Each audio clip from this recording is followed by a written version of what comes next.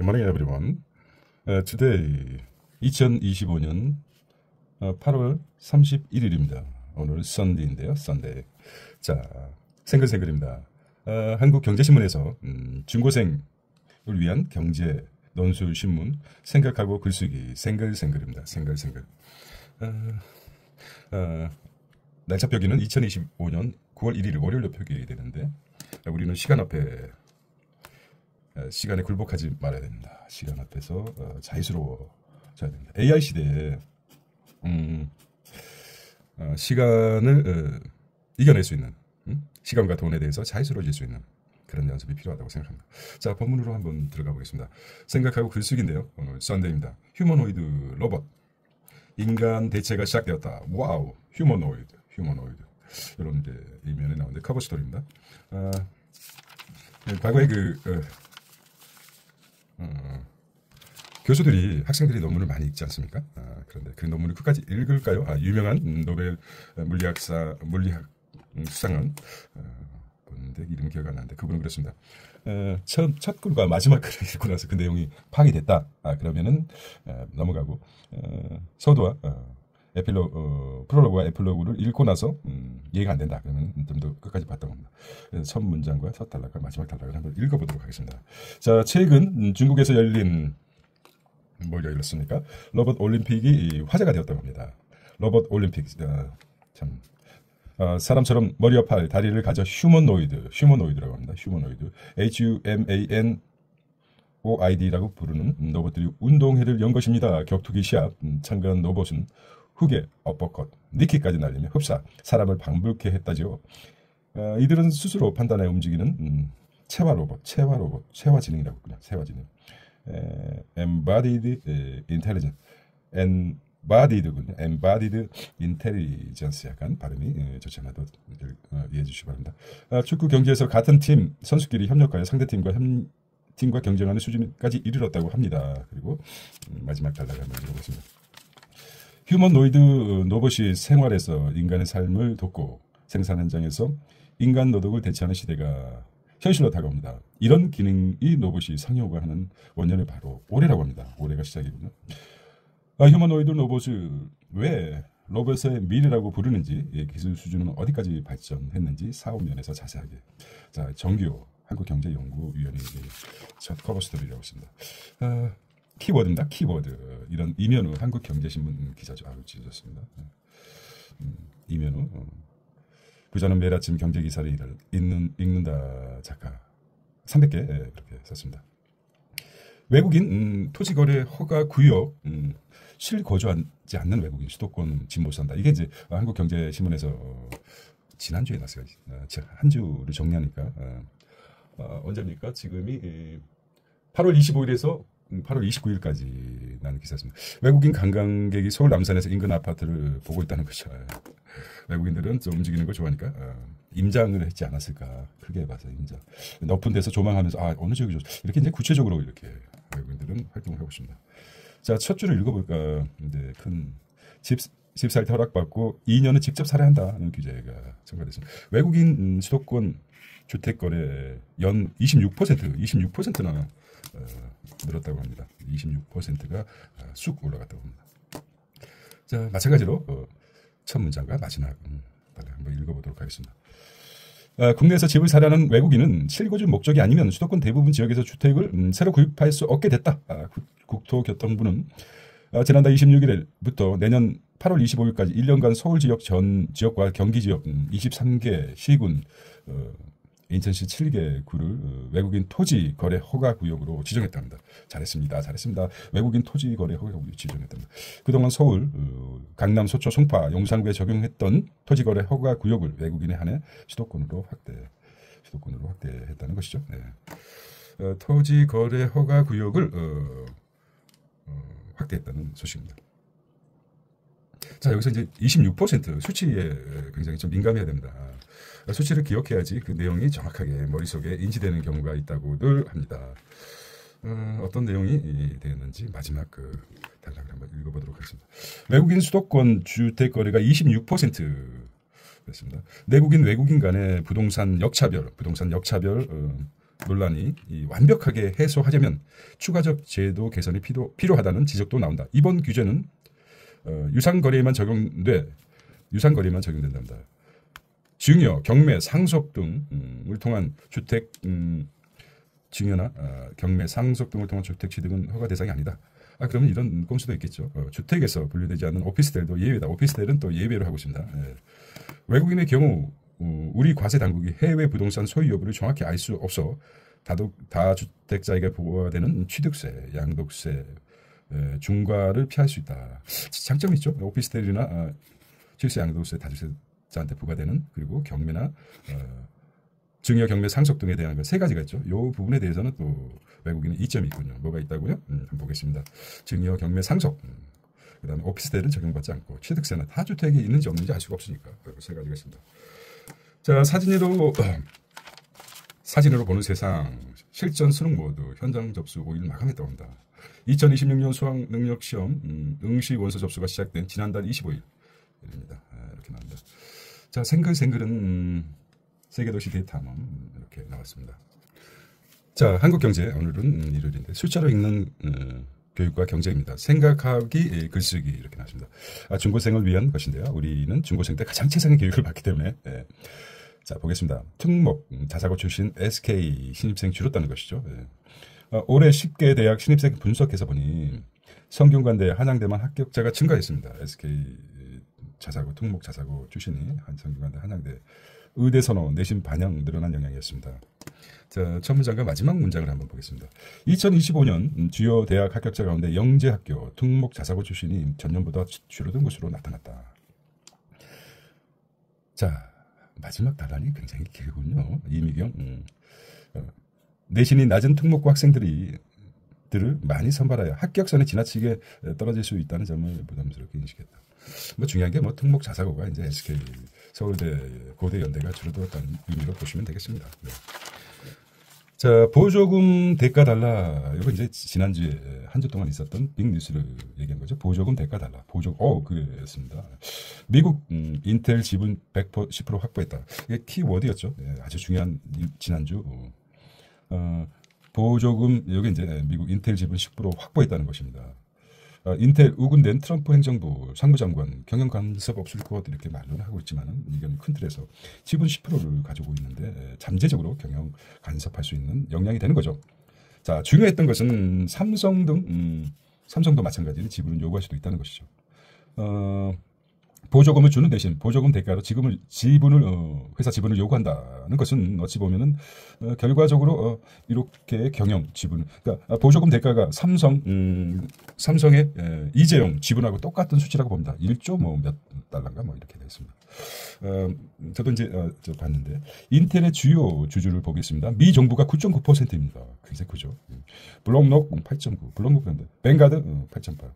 스트리트가 4.6 이렇게 이제 보겠습니다. 미국이 주도하기 때문에 미국 재정도 중요하기 때문에 인텔 주가는 뭐 반석에 올려준 것이라고 생각할 수도 있지 않겠습니까? 미 정부가 지분을 갖고 있기 때문에 어떻게 생각합니까? 그 부분에 대해서 인텔의 주가는 올라가지 않을까 이런 생각합니다. 자, 첫 문장과 마지막 문장을 보면서 전체를 조망해 보도록 하겠습니다. 미국 정부가 자국 반도체 기업 인텔 지분 약 10%를 확보하며 최대 주주에 올랐다. 인텔의 보조금을 지급하는 대가로 주식을 받는다. 도널드 트럼프 대통령은 반도체 국가주의가 현실화된 것이다. 트럼프 대통령은 이런 거래를 더 하겠다고 했습니다. 트럼프 행정부 출범 후 추가 투자 계획을 내놓지 않으면 삼성전자가 SK 하이닉스의 지분을 요구할 것은 우려가. 삼성전자하고 SK 하이닉스의 지분을 요구할 것이라는 우려도 제기되고 있다는 뜻이죠. 인텔 지분과 미 정부에서 인텔과 SK 하이닉스, 삼성전자까지 경영 간섭을 하지 않을 것이라고 했지만 이건 이제 말이죠. 상법상 지분이 있는 자는 주식도 여러 가지 주식이 있지 않습니까? 우선주는 배당에 우선하지고 경영에 참석하지 않는데 보조금을 주면서 지분 확보한 것이 우선주인가 보통주인가 그것도 이제 그런데 우선주는 아닌 것 같죠. 경영 간섭을 하지 않을 것이다. 이건 말로 했기 때문에 경영 간섭도 할 수 있을 것이다. 그러면 보통주일 것이라고 생각합니다. 그리고 마지막 문장을 보겠습니다. 자, 정부가 의결권은 없지만 최대 주주로서 든든한 우군이 됐다는 점은 예외적으로 대외적으로 알림으로써 시장의 불안을 줄이고 고객 확보도 한층 유리해진 것으로 분석된다. 그렇죠. 트럼프 정부가 다른 기술 기업에 인텔 반도체를 구매하라고 압박할 수 있어서이다. 투자회사 시너버스 트러스트의 데니얼 모건 선임 포트폴리오 매니저는 트럼프 대통령의 일종의 영업사원 역할을 한 셈이다. 그렇죠. 트럼프의 대통령 일종의 영업사원 한 셈이라고 밝혔다. 아주 긍정적으로 했습니다. 한국경제 황정수 경제신문 기자가 있습니다. NIE 포인트가 뭡니까? 첫째, 미 정부가 민간 기업의 경영 지분을 사들였다. 어떻게 해야 할까? 자, 반도체 이제 문제죠. 반도체 국가주의란 무엇인가? 반도체 국가주의가 무엇입니까? 공기업의 정부 지분 비율에 따라 어떻게 분류하는지 우리나라 사례를 확인해 보라. 이런 논술 문제가 나왔던 거. 공기업에. 공기업은 정부 지분이 그렇죠. 네, 이렇게 따져보도록 하겠습니다. 자, 오늘 휴일 아침인데요. Sunday morning입니다. 커버 스토리입니다. 커버 스토리에서 와 이게 뭡니까? 중국에서 열린 로봇 올림픽 로봇이 격투기 경기를 하고 있습니다. 너무 크게 우리에서 방송이 되지 않았지만은 참 이게 가능한 일입니까? AI 두뇌를 얻게 된 휴머노이드 로봇 인간이 뛰어넘는 싱귤레리티 올 수도 있다. 싱귤레리티 한번 읽어보겠습니다. 싱귤레리티도 한번 기술적 특이점 싱귤레리티 기술적 특이점 싱귤레리티 올 수도 있다는 것이죠. 자.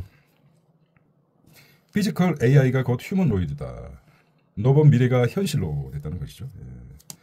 마찬가지로 첫 문장과 마지막 문장을 읽어보도록 하겠습니다. 자, 이렇게 이제 예문을 주는 거죠. 주고 논술을 써라. 그래서 휴머노이드 로봇이란 정확히 무슨 뜻일까요? 힌트는 휴머노이드라는 말에 있습니다. 이는 사람, 휴먼, 노이드 닮았다는 거죠. 그래서 휴머노이드라는 것은 휴먼 사람 닮았다 노이드에서 사람을 닮았다. 신은 인간을 형상을 통해 인간을 만들었다고 합니다. 종교에서 아주 유수한 종교에서 인간은 로봇을 만들었습니다. 인간의 형상에 의해서 야 신과 인간 휴먼이 AI 휴머노이드를 만들었다는 이 시스템이 와 무지합니다. 인간의 흉내내고 있습니다. 그렇다면은 우리 더 나가서 AI 휴머노이드가 무엇을 만들까요? 무시무시합니다. 인간을 만든다. 인간을 만들어서 다시 이 신까지 만들어낸다. 와 이런 정신 똑바로 차려야 됩니다. 이런 아침부터 아주 무지무지 막지 않은. 자 그래서 합성어입니다. 휴머노이드 로봇이란 인간과 비슷한 모습을 지닌 로봇이라는 것입니다. 여러분 스마트폰 운영 체계인 안드로이드를 아시죠? 삼성 갤럭시 등 휴대폰에서 작은 로봇 모양의 아이콘으로 이미지화되어 있습니다. 이것 또한 사람과 비슷한 행동하는 로봇을 뜻합니다.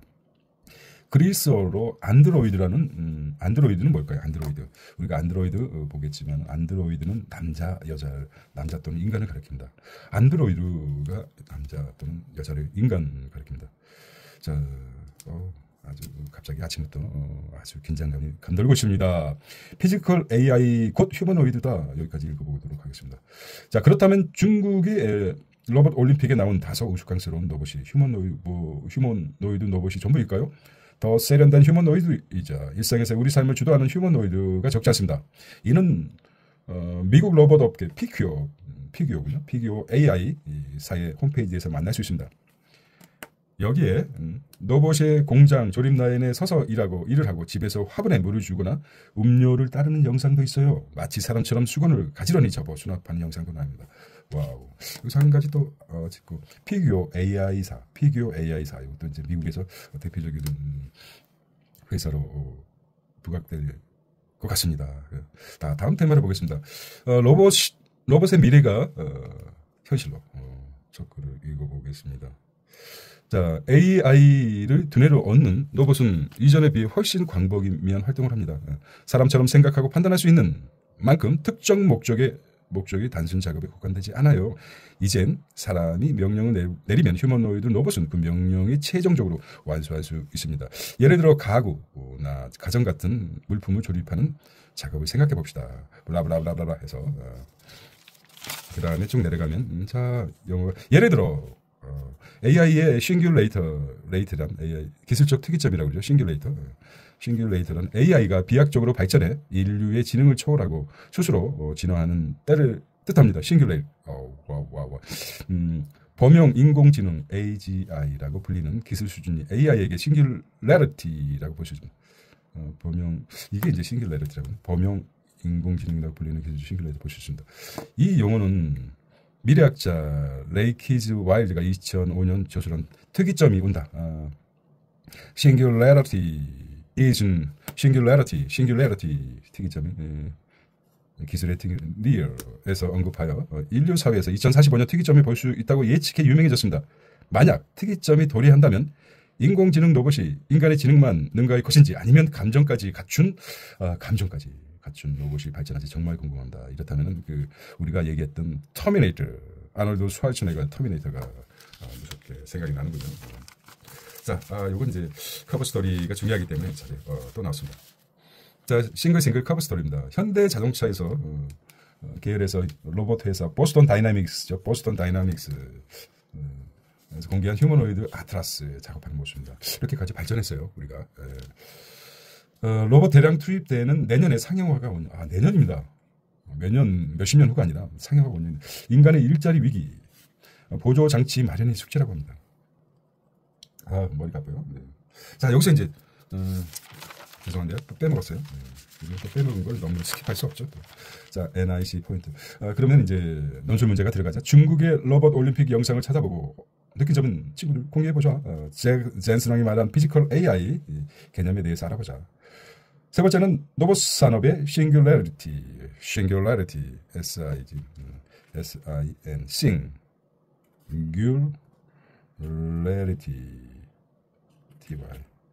싱귤래리티. 이게 됐죠? 어떻게 된 거야? 자, 로봇 산업의 싱귤래리티의 AGI도 알아야 돼요. 이게 AGI가 에이전트가 아닙니다. 범용 인공지능 어떤 역할을 하는지 생각해보자. 자, 그래서 해야 되는 거죠. 우리가 이제 대학을 선택되기 때문에 자, 이어서 가보도록 하겠습니다. 내년에 상용화가 임박했다. 휴머노이드 로봇은 인공지능과 어떤 점에서 차이를 보일까요? 휴머노이드 로봇은 물리적인 세상 속의 실제 동작을 작용하기 때문에 AI와는 조금 다른 기술적 기반을 지닙니다. 자, 보겠습니다. 거대 행동 모델, LIG입니다. LBM. 거대, 이니셜은 모르죠. Large Language Model, 이렇게 했습니다. 생성형 AI는 이른바 거대 언어 모델, Large Language Model, 모델로 하겠습니다. 영국식 LM. 여기 이렇게 경제신문에서 자주 나오는 거를 이렇게 잘 표현해서 썼습니다. 거대 행동 모델이고 거대 언어 모델입니다. 그래서 두 가지를 보면은 LBM과 LMM, 예, 거대 행동 모델과 거대 언어 모델. 생성형 AI는 이른바 거대 언어 모델을 통해 학습합니다. AI가 책, 뉴스, 블로그 등 방대한 양의 텍스트 데이터를 학습해 인간의 언어를 이해한 뒤 문장 생성과 번역, 질의 질문 등 다양하고 복잡한 언어 작업을 할 수 있도록 LMM을 돕는 것입니다. 그런데 휴머노이드 로봇은 인간처럼 시각, 촉각의 자극을 먼저 반응할 수 있어야 합니다. 따라서 블라블라블라 하고 거대 행동 모델과 비헤이비어 모델이군요. 예. 거대 행동 모델이 이렇게 나왔네요. 예. 또 친절하게 써주니까. 자, 거대 행동 모델은 라지 비헤이비어 모델 LBM 머릿속에라고 보입니다. 그것만 알겠습니다. 거대 행동 모델 이거는 LMM은 많이 들어봤죠. 예. 근데 거대 행동 모델까지 라지 비헤이비어 모델 이렇게 나왔습니다. 이게 더 길어지는 것 같아요. 참. 자, 아트라스 옵티머스 본격 활동하다. 아트라스가 현대 거죠. 옵티머스 활약 본격화. 그렇다면 휴머노이드 로봇이 생활 현장에서 인간의 삶을 돕고 생산 현장에서 인간의 노동력을 대체한 때는 과연 언제쯤일까요? 전문가들은 현재 기술 수준과 산업 동향을 감안하면 내년 정도, 내년이랍니다. 내년. 휴머노이드 로봇 상용화 원년이 될 거죠. 원년이라고 단서를 달긴 했지만 이걸 보고 있습니다. 굉장히 빠르다는 것이요. 또 문제는 이제 두 번째 빠릅니다. 내년입니다. 내년. 우리 세상이 이렇게 급격하게 바뀌고 있어. 로봇의 도입 논란 불보듯하다. 남은 문제는 일자리를 로봇에게 뺏긴 사람들을 위한 사회 전망의 조성입니다. 휴머노이드 로봇은 근로자처럼 휴일, 휴식시간, 최저생계 등에 필요 없기 때문에 노동 생산량의 월등히 사람이 앞선 그냥 전기만 넣어주면 돼요. 네. 문제는 재원 조달입니다. 따라서 지금의 노동시장에서 마지막 번 노동시장이 어떻게 변화해 갈지 현재로서는 예측이 쉽지 않습니다. 지금의 논의는 노보세에 머물러 있어도 변화하는 노동시장의 미래 속에서 더 대안을 찾아야 할 것이라고 합니다. 결국 이제 노보세를 거두자. 이거 뭐 전기만 주면은 노보세에 대해서 이제 다루고 있습니다. 노보세. 자 그러면은 요거에 대해서 한번 논술 어떻게 나올 것인가. LMN과 LBM 비헤이비어 랭귀지고 라지죠. 라지 랭귀지 비헤이비어 마를입니다. 구체적으로 생각 어떻게 다른지 공부해보자. 언어와 행동죠. 그다음에 글로벌 기업들의 휴머노이드 생산과 활용은 일정을 알아보자. 휴머노이드 로봇이 일상화하는 시대가 되면 인간의 행복이 증진하. 결국은 이제 해피니스죠. 이게 증진된다고 행복할까? 이런 것도 느낄 수 있습니다. 질문하는 인간. 질문이 중요하죠. 이거 따져봤습니다. 생각보다 이제 가볍게 휴일날 터치하고 지나가려고 그랬는데 이게 깊은 사고의 발목을 잡고 있습니다. 만만치 않아요. 이 매거시 신문들은 아주 그냥 그 자극적인 뉴스를 하면서 사람의 눈길을 끄는데 이 생글생글은 생글생글 웃으면서 와 굉장히 깊은 통찰을 하게끔 만들어주네요. 딱 들어오는 어떤 자극적인 글귀를 옥수면서 생각의 뇌파를 뉴런을 자극시키는 아주 강력한 힘이 있군요. 자, 6년을 보겠습니다. 2025년 9월 1일을 하루 앞서서 제가 하는데 30조 프로도 0% 성장. 이유는 정책 무력성이라고 합니다. 경제야 놀자. 유승호 한국경제신문 기자가 썼습니다. 돈을 풀어도 30조나 풀어도 성장률은 0%다. 이유는 정책 무력성이다. 원인이 있으면 결과를 이제 찾고 싶어 하죠. 재정 지출 확대, 단기 효과와 장기 효과. 필립스 곡선으로 보는 정책 무력성. 물가가 나오고 그다음에 국민소득 나옵니다. 와, 그래프 오랜만에 보지 않습니까? 네. X축이 어디고 Y축이 어디니까 기억나십니까? 네. 여기가 X축, Y축, X축, Y축. 야, 이거 좀 왔다 갔다 합니다. 여기가 Y축이고 여기가 X축이죠. 네, 예를 들어서. 맞기를 바랍니다. 정말 가슴이 떨리네요. 손이 떨리고 이게 맞을까 틀릴까. 네. 자, 청수요 곡선, 청궁국 곡선 이게 나옵니다. 그다음 필립스 곡선. 필립스는 많이 들어요. 필립스는 이제 학생 때는 이제 필립스. 나중에 이제 면도기만 생각해 밖에 안 나죠. 예. 장기 필립스 곡선. 그다음에 단기 필립스 곡선. 이거는 이제 난 이렇게 유식하다 이렇게 나타낸 거고 내용에 들어가서 보겠습니다. 야, 나빴어 유호수모. 그런데 학생들을 위해서 썼습니다. 자, 이 정부가 소비 쿠폰 풀었지만 경제 전망은 글쎄 재정 지출 확대, 경기 부양 효과는 제한적이다고 이렇게 했습니다.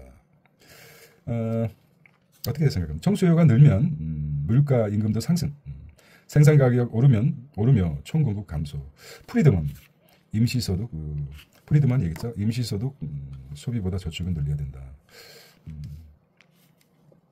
거짓말쟁이가 한 번 얘기했죠. 프리드만의 책을 어쩌고 저쩌고. 그 거짓말쟁이. 그렇죠. 자, 소고기는 한 번뿐. 이렇게 이제 소고기 쿠폰에 대해서 이제 잘 썼죠. 소고기는 한 번뿐. 소비 쿠폰을 또 받는다면 정책은 사람들의 행동을 바꾼다는 의미입니다. 자, 그래프가 나오면 머리가 아픕니다. 네. 자, NIE 포인트 보겠습니다. 정책 효과가 기대에 못 미치는 이유는 무엇일까? 합리적인 기대 이론에 대해서 알아보자. 밀턴 프리드만의 항상소득 가설은 무엇인가? 밀턴 프리드만 이렇게 나왔습니다. 패스 넘어가겠습니다. 시사 이슈 찬반 토론. 신규 교사 임용 축소, 교원 감증 불가피한가라고 했습니다. 그냥 간단하게 한번. 자, 찬성은 뭡니까? 학령 인구 줄어, 교원 수요도 감소, 교사 과잉 현상, 재정 부담 줄여야 한다. 반대는 무엇입니까? 결혼도 못 채워. 교사 부담 급증, 학습권 침해, 학습권 헌법에 보장된 교육이 이제 떨어질 것이다. 자, 그래서 이제 생각하게 했는데 결론을 내린 거죠. 서진욱 논설위원이. 말이죠. 찬반이 있는데 제 생각은 단순 감축이 아닌 장기 전략이 마련해야 된다고 생각합니다. 그 말씀입니다. 네, 질문을 넘어가겠습니다.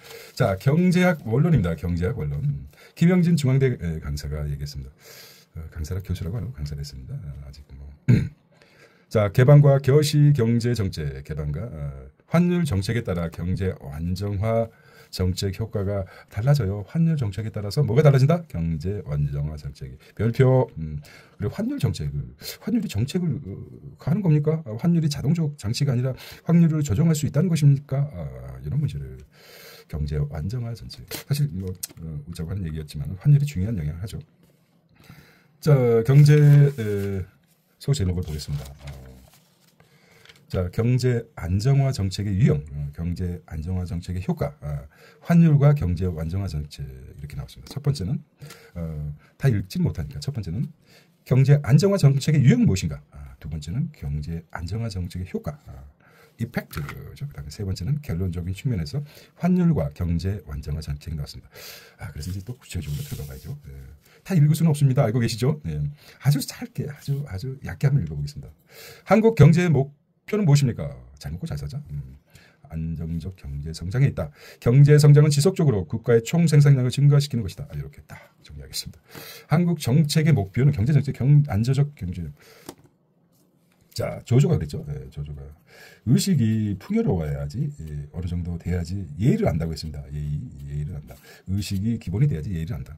배고픈데 예의도 없다 이거죠. 인간의 그리고 또 한 가지 여기서 이제 좀 추가적으로 요걸로 끝나면 이제 거인의 엉덩이에 깔려 죽죠. 따라서 창의적인 생각보다도 좀 더 깊이 생각하면 의식 먹고 있고 어디자죠? 뭐의식자죠? 의식 맞죠? 어느 정도 풍요로워야지 연구 R&D라든지 그다음에 연구와 창의가 개발될 수 있습니다. 그래서 복지가 잘 된 나라에서 뭐가 나옵니까? 노벨상이 나온다. 노벨. 글자가 왜 이러죠? 오늘따라 그리지 않았습니다. 그러니까 의식이 뒷받침돼야지 예의가 나오듯이 조조가 얘기했고 뭐 오래된 고전이죠. 의식이 풍족하지 않지만 기본을 바쳐야지 창의가 있고 연구가 있고 창작이 있고 그렇다는 것입니다. 결과적으로 이게 뒷받침할 수 있는 건 의식이 충족된 나라일수록 복지제도가 잘 된 나라에서 노벨상이 많이 나왔다는 연구 결과가 있습니다. 참. 뭐 이런 것까지 왜 생각이 나지? 진도를 끊는 경제와 정책 뭐 이렇게 있습니다. 이렇게 보겠습니다. 자, 기억해 두세요. 국내 이자율이 상승하면, 자, 이자율이 상승한다고 봅시다. 더 높은 수익을 위해 해외 자금이 국내로 유입된다. 해외 자금이 유입되면 국내 외환 시장 달러의 공급이 늘어 환율이 내려간다. 반대로 이게 있겠죠. 이자율이 상승하면 이자율이 아니라고 했죠. 이자율이 상승하면 반대로 이자율이 하락하면 국내 이자율이 하락하면 수익률이 떨어지므로 국내에 유입된 해외 자금이 유출되어 달러 공급량이 줄고 환율이 올라간다. 는 것이죠. 두 번째. 이와 같은 환율의 변화는 총 수요와 총 공급의 변화를 가져오고 GDP와 물가 수준의 영향. 따라서 여기 이제 중요한 키포인트라고 합니다. 다시 한번 정리해 보겠습니다. 그래서 이자율은 이자율을 결정하는 게 뭐죠? 뭡니까? 생각이 나십니까? 국가에서 한국은행에서 기준금리죠. 기준금리 우리나라는 지금 얼마입니까? 기준금리. 뭐 FED 미국 같은 경우는 FED 한국은 한국은행 한은행에서 결정하죠. 미국은 얼마입니까? 여기는 미국입니다. 미국은 지금 기준금리가 얼마로 동결됐습니까? 4.5포인트입니다. 한국은 얼마입니까? 이거 아십니까? 2.5%입니다. 이런 기준에서 기준금리가 결정하는 게 이자율입니다. 이자율 영향을 주는 거. 그래서 예를 들어서 한국 같은 경우 국내 기준금리가 상승한다. 기준금리가 2.5에서 3%로 상승하면 더 높은 수익을 위해서 해외 자금을 국내로 유입합니다. 국내로 유입하게 되면은 해외 자금 유입되면 국내 외환 시장이 달러 공급이 늘지 않습니까? 달러를 갖다가 하나로 바꿔서 그러면 환율은 내려간다. 이것이고 기준금리가 2.5에서 2%로 내려간다 했으면 이자율이 하락하면은 외국 투자가 줄겠죠. 수익률이 떨어지므로 국내에 유입된 해외 자금은 유출되어 달러 공급량이 줄 거 아닙니까? 더 미국이 더 5%로 올라갔다 그러면 더 이자율을 따기 위해서 하기 때문에 환율이 올라간다는 것이죠. 이와 같은 환율의 변화는 총 수요와 총 공급의 변화를 가져오고 GDP와 물가 수준에 영향을 준다. 이게 이제 여기서 구체적으로 이제 악어의 입이라고 그랬죠. 총 우리가 지난 보면은 예산이 780 까먹었어요.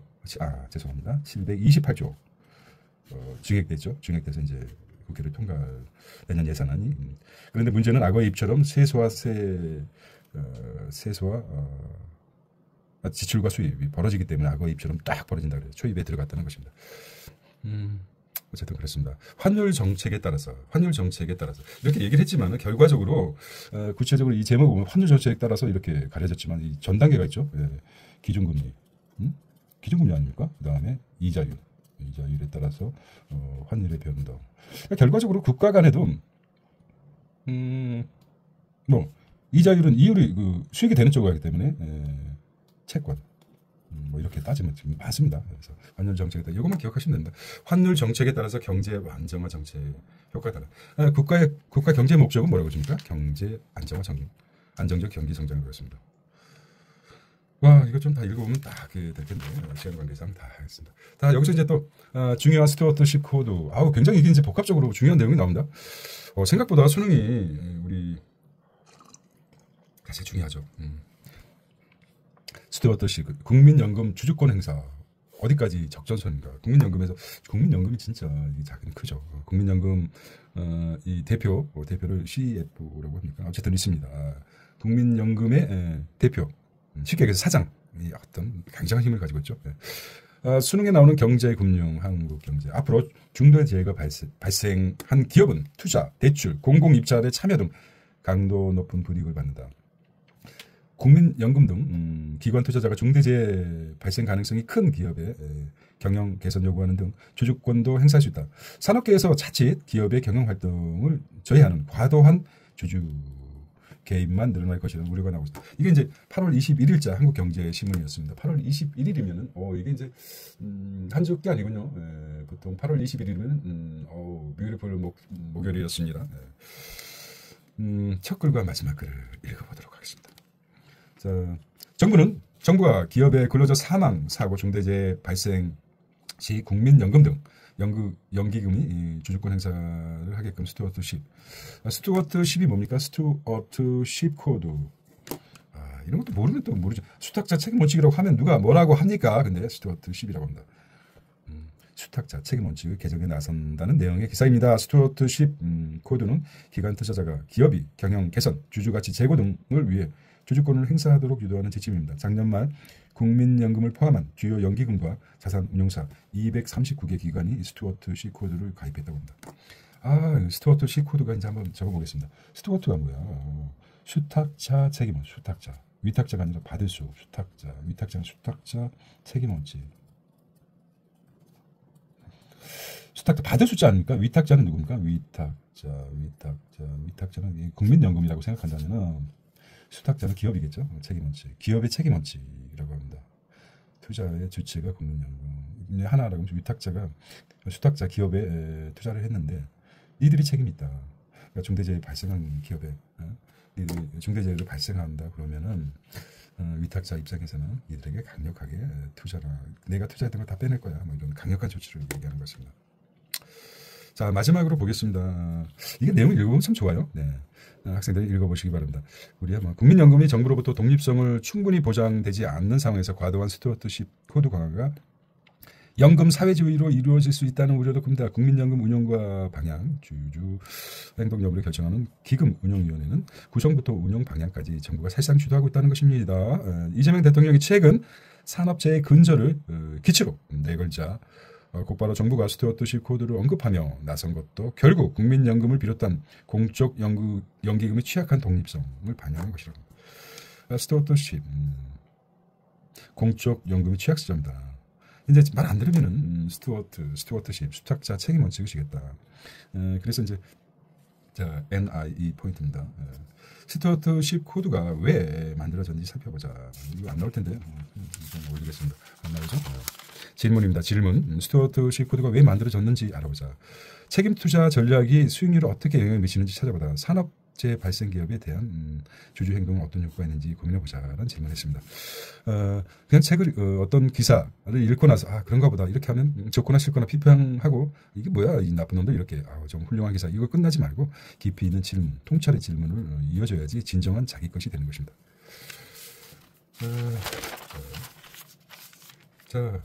전략입니다. 이건 아주 디테일하기 때문에 이건 관심 있는 나 모의고사 평가 글쎄 모르겠습니다.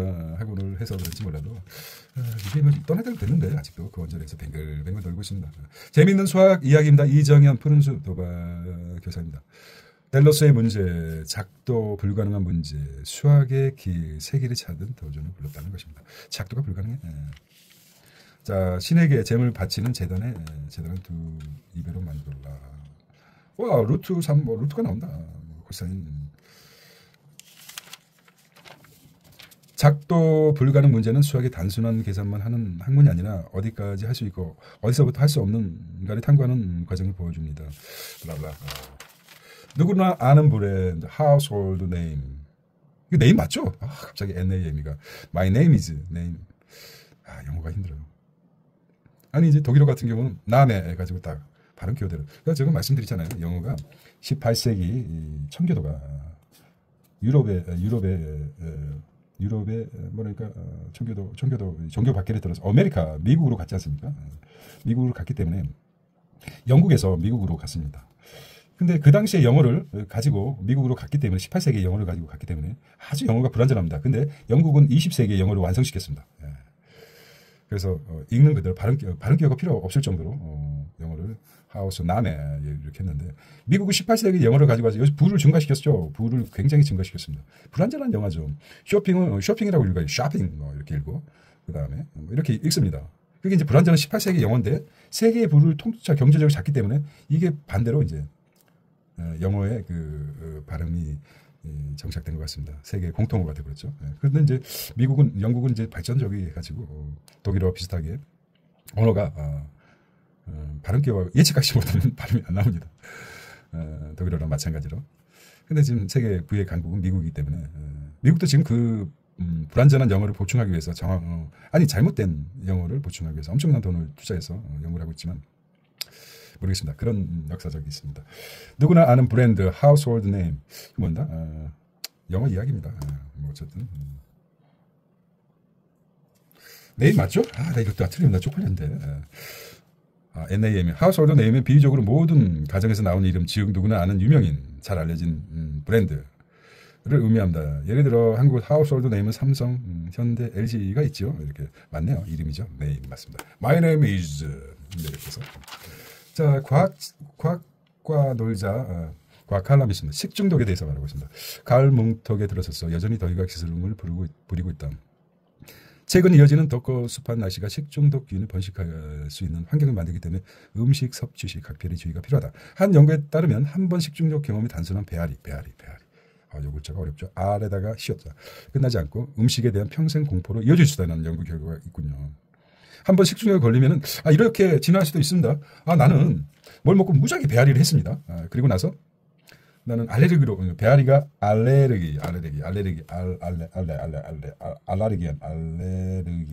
나는 이제 뭐 내가 아시는 분은 또 각각 새우에 대해서 알레르기가 있다든지 해산물에 그 먹고 아주 아팠던 경험이 있기 때문에 트라우마가 음식에 대한 평생 공포로 갈 수 있다 이렇게 진행하죠. 장과 뇌 신경에도 타격 음식 트라우마 만들기도 된답니다. 냉동식품 녹았을 때 세균이 번식할 수 있어요. 녹았다 다시 얼린 음식을 먹을 때. 그래서 냉동식품 녹았을 때 세균이 번식할 수 있어. 녹았다 다시 얼린 음식을 먹을 때도 주의해야 된다. 녹았을 때 이제 그래서 일부에서는 뭐 이건 확인된 건 아니지만 플라스틱에 생수를 많이 받아먹죠. 생수 플라스틱이 참 안 좋다고 합니다. 생수를 일반 물건하고 생수 있지 않습니까? 병이 이렇게 생수병이 이렇게 있습니다. 그럼 대체 뭡니까? 생수가 저는 선입견 때문에 방부제가 들어있다. 이게 맞는지 모르겠어요. 방부제. 일반 물하고 이제 보십시오. 방부제하고 오래 가지 않습니까? 그리고 두 번째는 이 아주 플라스틱 미세하게 여기 이제 플라스틱이 아주 미세한 아주 조그만 플라스틱이 얼렸다 녹였을 때 많이 발생한다고 합니다. 그러면 아주 미세한 플라스틱을 우리가 먹게 됩니다. 플라스틱. 그래서 생수보다도 정수기 물을 선호합니다. 한층 더 나가면 정수기 호수 자체도 플라스틱이기 때문에 그 호수 자체가 이제 금속으로 바뀌면 비싸지기 때문에 그런 사업의 일부가 이제 노출되는군요. 그래서 그런 것도 있습니다. 그리고 장관에는 이게 이제 뇌신경학에서 보통 보면 8만 86만 7개의 뉴런과 1000조 개의 시냅스가 있는데 제2의 브레인은 장이라고 합니다. 그림 좀 잘 그리지. 제2의 브레인이 장입니다. 자, 기억해 주세요. 장과 뇌의 축은 장과 뇌가 신경, 호르몬 등 신호를 통해 긴밀히 작용하는 생리적 연결망이라고 합니다. 제2의 브레인이 장이라고 합니다. 브레인이 뭡니까? 브레인 장이라고 합니다. 장으로 생각하시면 됩니다.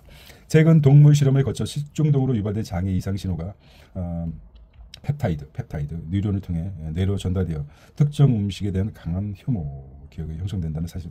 이는 식중독이 아닌 단순히 증세에 그치지 않아 평생 특정 음식을 회피하게 되는 뇌를 보여준다. 이런 게 맞는 것 같아요. 그런 경험이 없습니까? 과거에 먹었던 음식이 남들은 다 맛있게 먹는다. 저는 저 음식을 싫어해요. 저는 I hate 저 음식. 이렇게 하는 이유가 뭡니까? 남들은 다 맛있게 먹는데 그 맛있는 해산물을 어떤 사람들은 난 정말 싫어. 이것도 굉장히 중요해요. 그것은 이렇게 연결된 것입니다. 장과 뇌주. 굉장히 궁금증을 해소하는 통찰해주는 기사. 착해요. 좋습니다. 조앤 칼럼니스트가 좋은 주제를 가지고 있습니다. 뭡니까? 이것도 정수 2000년 수학요리. 자, 풀겠습니다. 나 진짜 이거 아십니까? 정수 문제 해결 방식. 그다음에 대학의 싱글통신. 자, 제목만 보도록 하겠습니다. 시간이 많아요. 수시연 3년 합격서. 수시카드 6장. 자, 여기 이제 한번 고두연의 아침 시인입니다. 고두연 백거이 10대에서 놀라운 시라고 합니다. 고두연의 아침. 백거이가 하셨습니다. 한번. 对我传书悠传之话是내 알수 화희 해션 문션 시화 신별 성이라 이렇게 나오신다. 그리고 요 시를 이제 등불을 놓아도 풀은 다 타지 않는다. 시를 쓰면 동네 할머니가에게 들려준 시를 쓰며 동네 할머니에게 들려준 백거이라고 합니다. 자, 한번 읽어보도록 하겠습니다. 잘 읽어야 될 텐데. 옛 언덕의 풀 이별 노래 백거이. 언덕 위에 우거진 풀들 해마다 한 번 시들었다 무성해진다네. 들불 놓아도 다 타지 않고 봄바람 불면 다시 돋아난다네. 방초는 멀리 뻗어 옛길을 덮고 맑은 하늘 푸른 빛은 황폐한 성까지 닿네. 또 그대를 떠나보내니 이별의 슬픔 가득하다네. 10대에 썼네요. 까져가지고 말이야. 벌써 이런 게 이별을 하고 말이야. 뭐라고 했습니다. 이건 독백입니다. 어쨌든 자기의 성을 떠난 타인의 성을 안다는 것은 그만큼 세상을 넓게 보는 거죠. 옛 언덕의 풀 이별 노래라는 것입니다. 이렇게 보세요. 음미해 보세요. 음미해 보겠습니다. 미음을 먹듯이 아주 가볍게 입에서 한번 음미해 보도록 하겠습니다. 자, 백거이는 시를 태고하는데 오랜 시간이 들었습니다. 매번 시를 쓰고 나서 동네 할머니에게 들려주고는 알아듣지 못하면 알아들을 때까지 다듬었습니다. 뭔가 다른 통장. 그의 대표시 중에 하나는 장안가입니다. 이 시에서 그는 당 현종의 방탕한 생활의 짧은 봄밤을 한탄하며 중천의 해가 떠서야 일어나는 황제는 이로부터 죄를 보지 않았네라고 꼬집었습니다. 현종의 총애를 한몸에 받고 교태를 벌인 양귀비에 대해서는 어떻게 후궁의 미인은 3천이 넘었지만 3천의 총애를 그녀 혼자 받았네라고 풍자했죠. 이렇게 얘기했습니다.